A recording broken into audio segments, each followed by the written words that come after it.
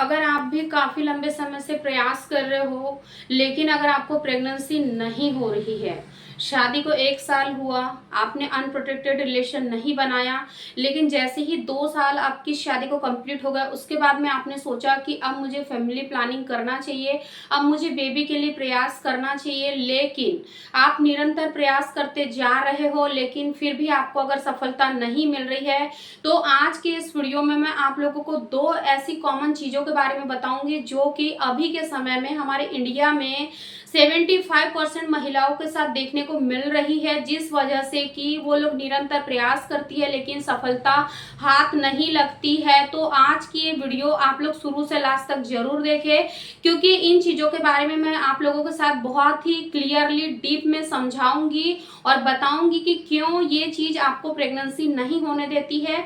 चलिए आज के इस वीडियो को हम लोग बिना देर करे शुरू करते हैं।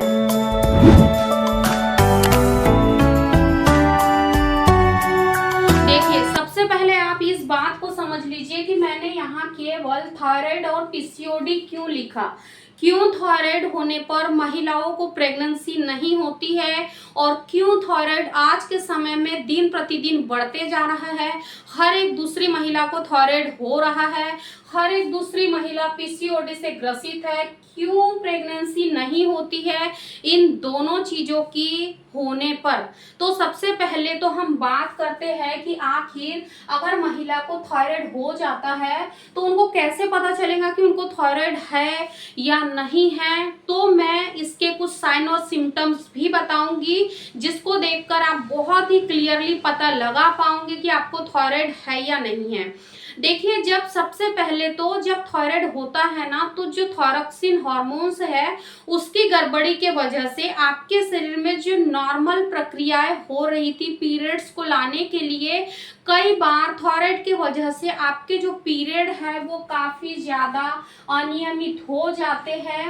अगर आपको भी पीरियड से रिलेटेड इशू आ रहे हैं, यानी कि आपके जो पीरियड है पहले तो नॉर्मल थे, डेट टू डेट आते थे, लेकिन आप कुछ समय से महसूस कर रहे हो कि आपके जो पीरियड है उसकी डेट जो है वो निश्चित नहीं है, कभी भी आपके पीरियड आ जाते हैं, यानी कि आपने हेयर वॉश किया और अगले ही हफ्ते आपको फिर से पीरियड आ गए, तो ये सबसे बड़ा इंडिकेशन होता है कि आपके शरीर में हार्मोन्स की गड़बड़ी हो चुकी है, जिस वजह से कि आपके पीरियड इनरेगुलर हो रहे हैं।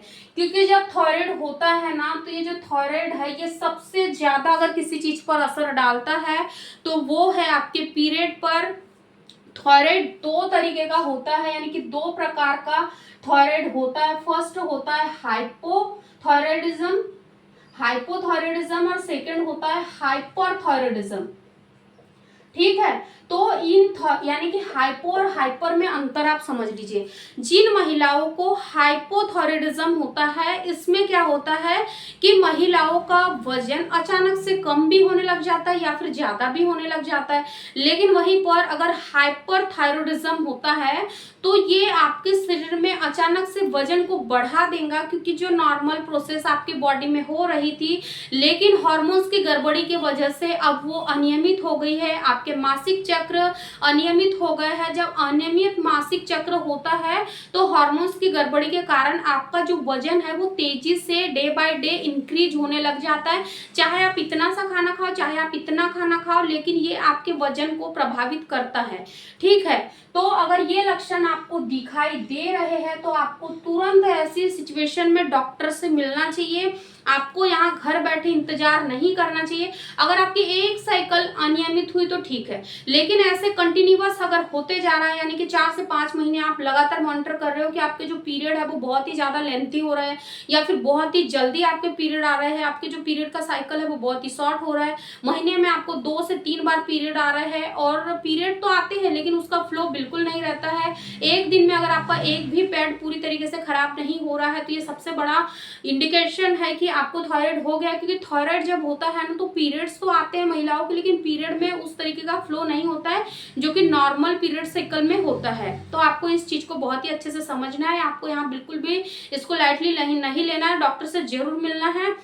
आपको जाना है थायराइड स्पेशलिस्ट के पास, जो कि आपका यानी कि थायराइड हार्मोन्स की जांच करके आपको क्लियरली बता देंगे कि आपके शरीर में TSH, T4, T3 कौन से हार्मोन्स की बढ़ोतरी हो गई है, और उसको ठीक करने के लिए आपको मेडिसिन भी देंगे। इसलिए घबराए नहीं, अगर थायराइड हुआ है तो इसका इलाज भी है, इसलिए आपको ज़्यादा परेशान नहीं होना है। लेकिन थायराइड होने पर आपको 2 से 3 चीज़ों को यहाँ पर अवॉइड कर देना है। अगर इन चीज़ों को आप खाना बंद कर दोगे तो मे बी आपका जो थायराइड है वो बहुत ही जल्दी नॉर्मल हो जाएगा। सबसे पहला पत्ता गोभी, पत्ता गोभी, फूल गोभी, गोभी, ब्रोकली,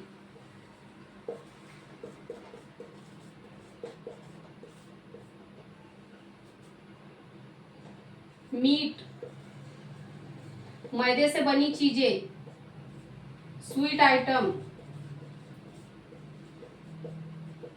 यानी कि ये जो चीजें है ना, ये आपके थायराइड हार्मोन्स को और बढ़ाता है। यानी कि अगर आपको थायराइड हुआ है उसको, यानी कि उसके बाद में भी आप इन सभी चीजों का इस्तेमाल कर रहे हो तो ये आपके थायराइड को और बढ़ाएगा। सोयाबीन से बनी हुई कोई भी चीजें आपको नहीं खाना है, जैसे कि सोया बड़ी हो गया, सोया बड़ी भी आपको नहीं खाना है, जो न्यूट्रेला वगैरह मिलती है ना वो भी आपको नहीं खाना है।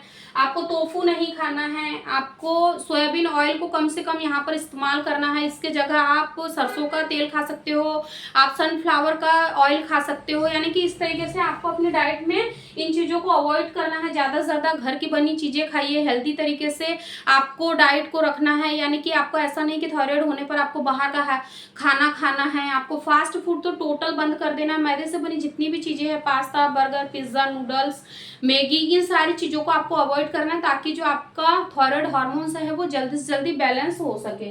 ठीक है, तो इस तरीके से आपको इन सारी चीज़ों को अवॉइड करना है। अब हम बात करते हैं कि PCOD। देखिए, आज के समय में PCOD बहुत ही ज़्यादा कॉमन हो गया है। यानी कि अगर हम इंडिया में 2 से 3 घरों को लेके चले तो हर दूसरे घर में एक PCOD पेशेंट मिल ही जाता है। अभी कल ही मेरी एक कजन से बात हो रही थी, उनकी शादी को ऑलमोस्ट 4 से 5 साल हो गए, बेबी के लिए ट्राई कर रहे लेकिन बेबी नहीं हो रहा।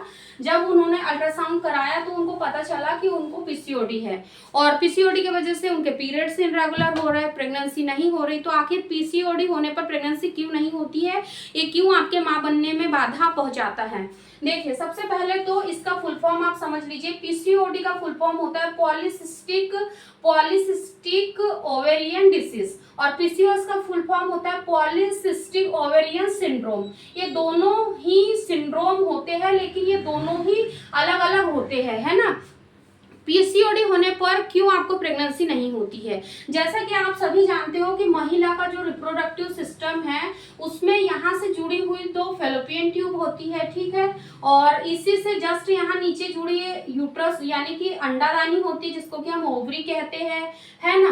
और इसी ओवरी में अंडे, छोटे छोटे से फॉलिकल्स बनते हैं, और जब आपके पीरियड का मिड पार्ट आता है उन दिनों इन्हीं में से कोई एक फॉलिकल पूरी तरीके से मैच्योर होके, परिपक्व होके एक अंडे का रूप ले लेता है, और यही अंडा आपके फैलोपियन ट्यूब के द्वारा कैच कर लिया जाता है। यानी कि जो अंडा है वो आपके फैलोपियन ट्यूब में आता है, और जब इसको यानी कि मेल पार्टनर के जो सेल्स है स्पर्म मिल जाते हैं तब ये फर्टिलाइज्ड होता है, निषेचन की प्रक्रिया होती है, और फिर आपको प्रेगनेंसी होती है। लेकिन मान लीजिए कि अगर आपको PCOD है, ठीक है, तो ये जो अंडे थे ना, ये जो फॉलिकल्स बने थे, ये मैच्योर नहीं होते हैं, और ये जो अंडा बना था ये जब समय से बाहर नहीं निकलेगा तो ये सिस्ट का रूप ले लेगा, और ये जो सिस्ट है ना ये आपको प्रेगनेंसी नहीं होने देगा, क्योंकि ये जो सिस्ट है ये कहीं ना कहीं इनफर्टिलिटी का सबसे बड़ा कारण है। क्योंकि जब आपको सिस्ट हो जाते हैं तो यहाँ नॉर्मल जो प्रक्रिया थी अंडे बनने की, रिलीज होने की, वो नहीं होती है, और इस वजह से महिलाओं को सालों साल लग जाते हैं माँ बनने के सफर को पूरा करने के लिए। अब हम यहाँ पर बात करते हैं कि जब PCOD होता है तो इसके क्या क्या साइन और सिम्टम्स, क्या लक्षण महिला की बॉडी उनको देती है, कैसे आपको पता करना है कि आपको PCOD हो गया है। देखिए, जब PCOD होता है ना तो सबसे पहले इसका जो असर है, जैसा कि मैंने आप लोगों को थायराइड में बताया वैसा ही इसका असर पीरियड पर होता है, लेकिन इसके विपरीत होता है।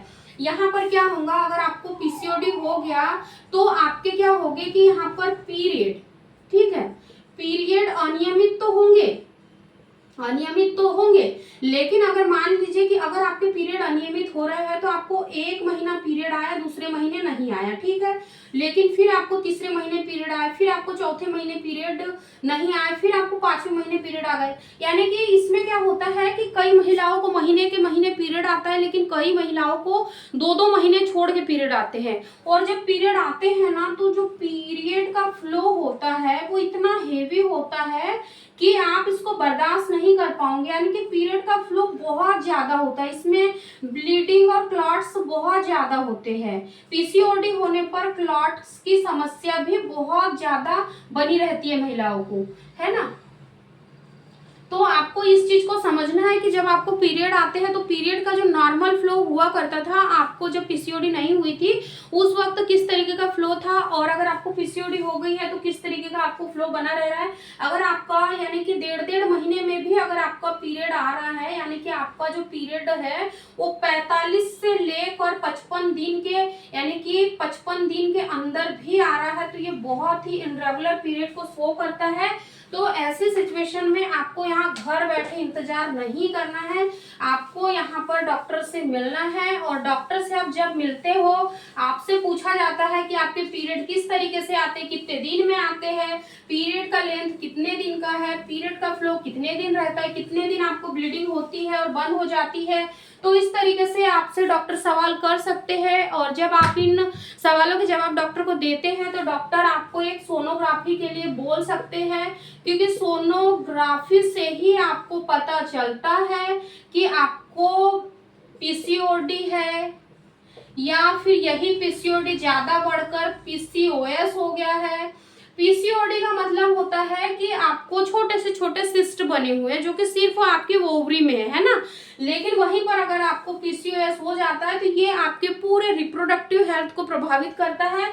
जो आपका यूट्रस है उसमें कहीं भी आपको फाइब्रॉइड्स वगैरह हो सकते हैं, गांठें हो सकती है। तो इस तरीके से अगर आप भी निरंतर प्रयास कर रहे हैं लेकिन आपको सफलता नहीं मिल रही है और ये सारे चेंजेस आपको अपनी बॉडी में देखने को मिल रहे हैं, तो अब आपको यहाँ बिना देर करे डॉक्टर से जरूर मिलना है। मैं आप लोगों को इसीलिए बोल रही हूँ बार बार, क्योंकि 90% महिलाएं ये गलती करती है कि उनके शरीर में ये सारे लक्षण दिखाई देते हैं लेकिन वो इनको अनदेखा करती है। कई महिलाएं अपनी फैमिली, ज्वाइंट फैमिली में रहती है, कई महिलाएं अपने इन लॉज के साथ में रहती है, और जब उनकी न्यूली मैरिड होती है और ऐसी परेशानी उनके साथ होने लग जाती है पीरियड से संबंधित, या फिर ऐसे सिम्टम्स उनको दिखाई देने लग जाते हैं, तब वो थोड़ी सी डर जाती है कि अगर मैंने अपनी प्रॉब्लम्स के बारे में घर में डिस्कशन कर लिया, अपने परिवार वालों को बता दिया, तो कहीं ये मुझे गलत तो नहीं समझेंगे, कहीं ये मुझे परेशान तो नहीं करेंगे। क्योंकि कईयों फैमिली में, मैं आज भी लिख के देती हूँ कि इंडिया में 75% घरों में आप लोगों को इस तरीके से प्रताड़ित महिलाएं मिलेंगी जिनको अगर शादी के बाद ऐसी कोई समस्या हो जाती है तो ससुराल पक्ष के लोग सीधा सा ब्लेम बहू पर लगाते हैं कि तुम्हारी ही गलती है, तुम्हारे ही खान पान की वजह से ये चीजें हुई है। हम मानते हैं कि खान पान की गड़बड़ी की वजह से ये चीजें हो जाती है, लेकिन ये गड़बड़ी क्यों होती है? क्योंकि जब बहू ससुराल में आती है, जब एक बेटी ससुराल में बहू बनकर आती है तो उस पर जिम्मेदारी भी बहुत होती है। जहां वो 10 बजे खाना खा लेती, नाश्ता कर लेती थी और 1 से 2 के बीच में खाना खा लेती थी, लंच कर लेती थी, वहीं अब बहुओं के ऊपर इतनी जिम्मेदारी आ जाती है कि वो 10 बजे का जो नाश्ता है वो 2 बजे करती है, लंच जो है वो 4 बजे करती है। तो ऐसे में जब खाने का ही रूटीन सही नहीं रहेगा तो हार्मोन्स की गड़बड़ी होंगी ही।